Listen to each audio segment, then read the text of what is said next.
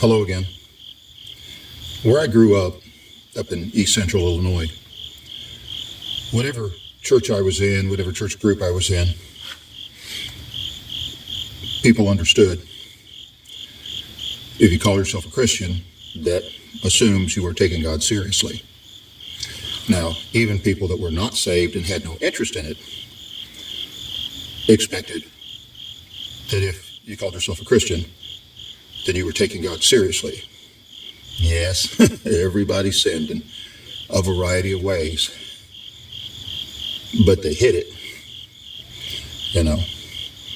Where they thought drinking a beer was a sin, they would drive 10 miles out of their way to stop at a liquor store and pick up a six-pack, because they were ashamed of such a thing. But the biggest town that I was in up that way was about 50,000 people. Well, I moved down here to the Memphis, Tennessee area. Lo and behold, I'm in the big city now, million-plus population in the area. And I start going to a local church here, a big church of a few thousand. Went to work for a man who told me he was a Christian at the veterinary hospital. And I noticed something pretty quick.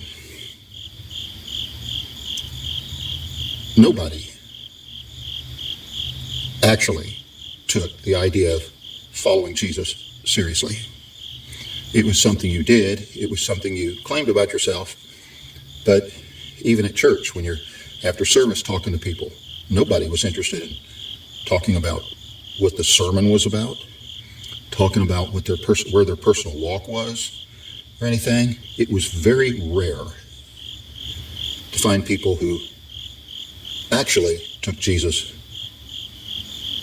seriously in a personal way.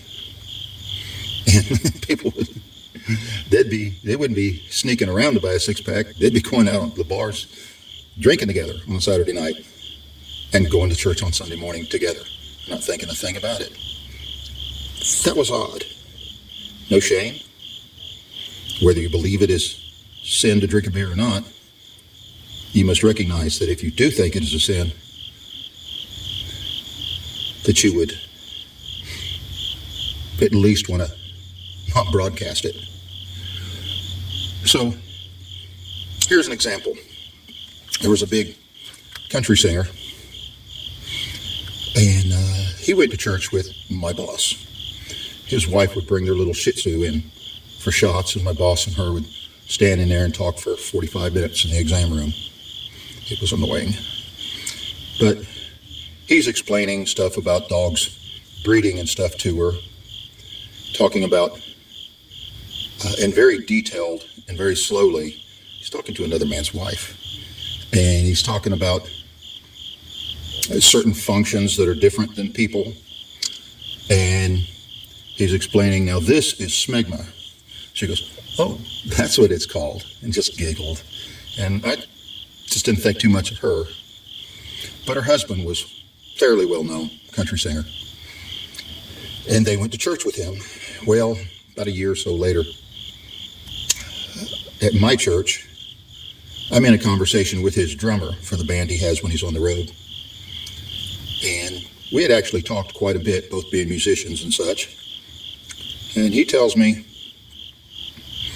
when he first got on the bus with them and said something about the Lord, that this country singer says, nope, that doesn't get on the bus with us. When we're on the road, we leave all that shit at home.